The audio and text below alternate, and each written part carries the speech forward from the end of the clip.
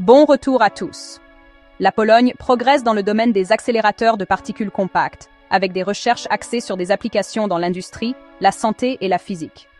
Ces développements sont soutenus par des programmes gouvernementaux, des universités et des collaborations avec des laboratoires européens. Cette technologie s'appuie sur des décennies de science des accélérateurs, mais se concentre désormais sur des machines plus petites et plus efficaces qui peuvent être placées dans les hôpitaux, les usines et les centres de recherche. Cette vidéo expliquera le fonctionnement des accélérateurs de particules, la contribution de la Pologne et ce que l'avenir proche pourrait nous réserver. Abonnez-vous dès maintenant. Pour commencer, un accélérateur de particules est un appareil qui augmente la vitesse des particules chargées à l'aide de champs électriques. Les particules les plus couramment utilisées sont les électrons ou les protons, bien que certains accélérateurs utilisent des ions plus lourds. Les particules sont guidées et focalisées par des champs magnétiques, tout en gagnant de l'énergie grâce à des champs électriques oscillants. Les grandes machines traditionnelles comme le Grand Collisionneur de Hadron du CERN s'appuient sur des tunnels circulaires de plusieurs kilomètres de long pour atteindre de très hautes énergies, mais les accélérateurs compacts visent des échelles plus petites. Le principe de base reste le même, mais l'ingénierie diffère pour les rendre pratiques pour des applications non physiques. La Pologne compte plusieurs institutions qui travaillent sur le développement d'accélérateurs. Le Centre national de recherche nucléaire, connu sous le nom de NCBJ, joue un rôle central. Situé à Szwérk, il exploite des réacteurs de recherche et des installations d'accélérateurs. L'Académie polonaise des sciences soutient également des projets connexes par le biais de son institut de physique nucléaire à Cracovie. Ces institutions collaborent avec des organisations européennes, telles que le CERN et le DESI en Allemagne, mais elles développent aussi des technologies adaptées aux besoins industriels et médicaux.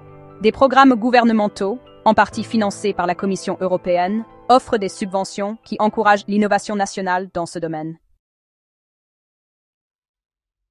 Les accélérateurs compacts utilisent généralement des conceptions linéaires plutôt que circulaires. Dans un accélérateur linéaire, ou LINAC, les particules sont accélérées en ligne droite, à travers une séquence de cavités alimentées par des sources radiofréquences. Chaque cavité donne une petite impulsion, et ces impulsions s'additionnent au fur et à mesure que la particule la traverse. La Pologne se concentre sur la technologie des LINAC supraconducteurs, ce qui réduit la consommation d'énergie et permet un fonctionnement continu. L'utilisation de matériaux supraconducteurs comme le niobium à des températures cryogéniques réduit la résistance électrique, ce qui augmente l'efficacité par rapport aux cavités en cuivre plus anciennes. Ce principe est également développé dans des installations telles que le Fermilab aux États-Unis et au DESI. L'une des applications les plus immédiates des accélérateurs compacts est en médecine. Les faisceaux de particules à haute énergie peuvent être utilisés pour le traitement du cancer grâce à une méthode connue sous le nom de protonthérapie. Au lieu des rayons X qui traversent les tissus et affectent les cellules saines, les faisceaux de protons peuvent être ajustés pour déposer la majeure partie de leur énergie à une profondeur spécifique. Cela réduit les dommages collatéraux. La Pologne a ouvert son premier centre de protonthérapie à Cracovie en 2011, utilisant un cyclotron plus grand, mais les chercheurs poursuivent maintenant le développement d'accélérateurs plus petits qui pourraient être installés dans les hôpitaux régionaux. Des entreprises telles que Varian Medical Systems et IBA en Belgique sont des leaders du marché dans cette technologie, et des groupes polonais travaillent avec elles pour adapter les conceptions. Les accélérateurs ont également des applications dans les essais de matériaux et l'inspection industrielle. Des faisceaux d'électrons de haute énergie peuvent être dirigés sur des cibles pour produire des rayons X intenses. Ces rayons X sont utilisés pour imager les aubes de turbines, les soudures et les plaquettes de semi-conducteurs. Contrairement aux appareils à rayons X traditionnels, qui reposent sur des tubes, les sources de rayons X alimentées par accélérateurs offrent des énergies et une luminosité plus élevée. Cela permet d'imager des objets denses ou épais avec une plus grande précision. L'Institut de physique nucléaire de Cracovie a testé des accélérateurs linéaires pour les essais non destructifs, similaires aux systèmes utilisés dans les installations d'Airbus en Allemagne. En 2026, les entreprises polonaises prévoient d'intégrer de tels accélérateurs dans les lignes d'inspection des composants aérospatiaux. Un autre domaine prometteur est la production d'isotopes à usage médical. De nombreux examens diagnostiques, y compris l'imagerie TEP, nécessitent des isotopes à courte durée de vie, comme le fluor 18. Traditionnellement, ces isotopes sont fabriqués dans des réacteurs de recherche ou de grands cyclotrons. Les accélérateurs compacts peuvent les produire localement, ce qui réduit les problèmes de chaîne d'approvisionnement. La Pologne importe actuellement une grande partie de ces isotopes médicaux, mais les chercheurs du NCBJ développent de petits accélérateurs capables de générer des isotopes sur demande. Cela bénéficierait aux hôpitaux d'Europe centrale et réduirait la dépendance aux réacteurs étrangers. Des rapports parus dans des revues telles que IE Spectrum indiquent que les accélérateurs compacts deviennent une alternative privilégiée aux réacteurs nucléaires pour l'approvisionnement en isotopes. Pour comprendre pourquoi les accélérateurs compacts sont si complexes, il est important d'examiner la physique sous-jacente. Lorsque les particules chargées accélèrent, elles émettent des radiations chaque fois qu'elles sont forcées de changer de direction. Dans les accélérateurs circulaires, les électrons perdent de l'énergie par ce qu'on appelle le rayonnement synchrotron, et cette perte augmente avec l'énergie. Les accélérateurs linéaires peuvent éviter cette perte particulière, mais ils nécessitent de longues structures pour atteindre de hautes énergies. C'est pourquoi les ingénieurs expérimentent des méthodes d'accélération avancées. Une approche actuellement étudiée dans les institutions polonaises est l'accélération par sillage plasma. Dans cette méthode, un laser ou un faisceau de particules excite un plasma, créant des champs électriques super puissants qui peuvent accélérer des particules sur de très courtes distances. Cette méthode est encore expérimentale, mais elle est très prometteuse à long terme. La Pologne ne travaille pas seule dans la quête d'accélérateurs compacts, mais ses programmes sont en train de gagner en reconnaissance en Europe. En 2024, la Commission européenne a financé le projet Eupraxia, qui implique plusieurs pays, dont la Pologne. L'objectif de ce projet est de démontrer des accélérateurs basés sur le plasma, qui pourraient tenir dans un bâtiment, au lieu de nécessiter des kilomètres de tunnels. L'Institut de physique nucléaire est l'un des partenaires de ces études. Bien que les premiers prototypes soient encore en phase de test, cette collaboration offre à la Pologne une expérience directe et précieuse dans la conception d'accélérateurs de nouvelle génération. Si tout se passe bien, cette technologie pourrait à terme être transférée à l'industrie polonaise, notamment pour des usages médicaux et d'inspection. Il est utile de comparer ces nouveaux développements avec les types d'accélérateurs plus anciens, comme les bétatrons. Les bétatrons, inventés dans les années 40, accéléraient les électrons sur des trajectoires circulaires en utilisant des champs magnétiques variables. Ils étaient largement utilisés pour produire des rayons X en radiographie industrielle, mais ils avaient certaines limites en termes d'énergie et d'efficacité.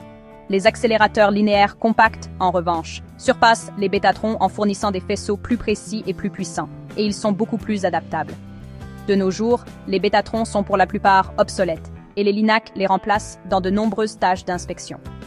En considérant cette perspective historique, on peut voir comment la recherche polonaise s'aligne sur les tendances vers des machines plus efficaces et polyvalentes.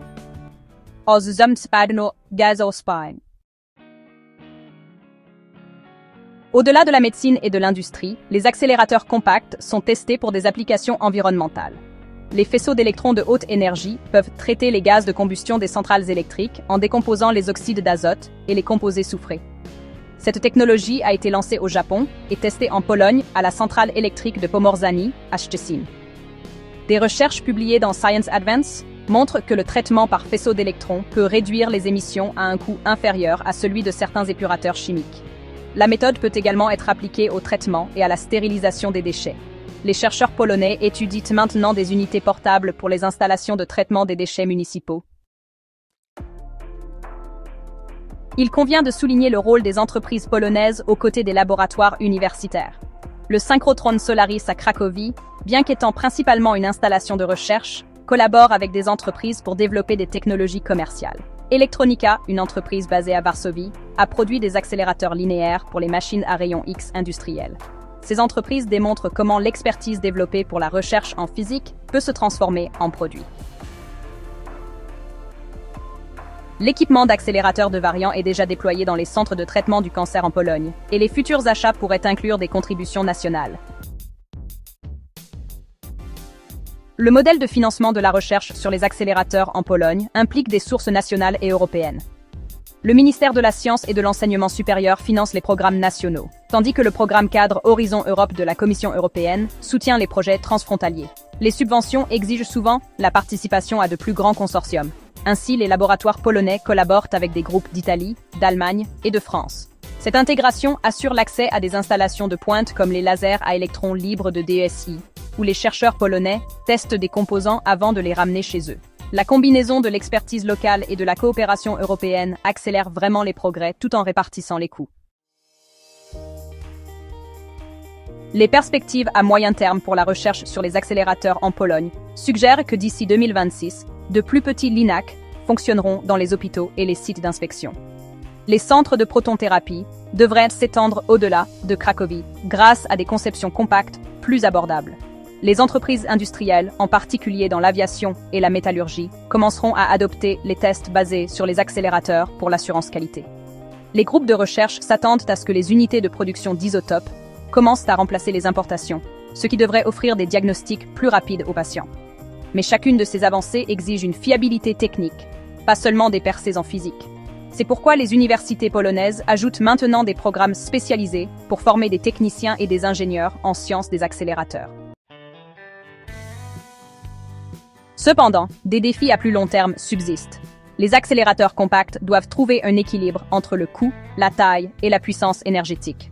Les hôpitaux ne peuvent pas se permettre des systèmes cryogéniques trop complexes. C'est pourquoi les chercheurs testent des conceptions plus simples. Les unités industrielles, en revanche, doivent pouvoir supporter une utilisation intensive dans des environnements d'usine. Les accélérateurs à plasma, bien que très prometteurs, sont toujours confrontés à des problèmes de stabilité et de reproductibilité du faisceau.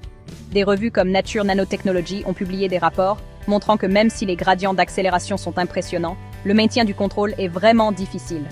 Ces limitations signifient que les LINAC supraconducteurs conventionnels domineront probablement au cours de la prochaine décennie, les méthodes plasma entrant en jeu un peu plus tard.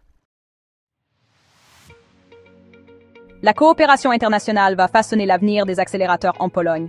Le CERN est toujours le leader mondial de la physique des hautes énergies, et les scientifiques polonais continuent de contribuer aux expériences qui y sont menées.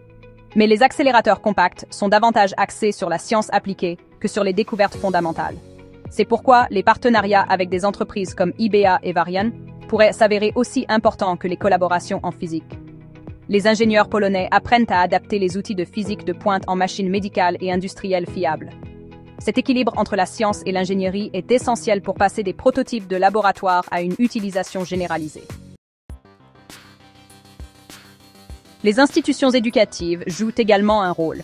L'Université de technologie de Varsovie et l'Université des sciences et technologies AGH de Cracovie forment la prochaine génération de spécialistes en accélérateurs.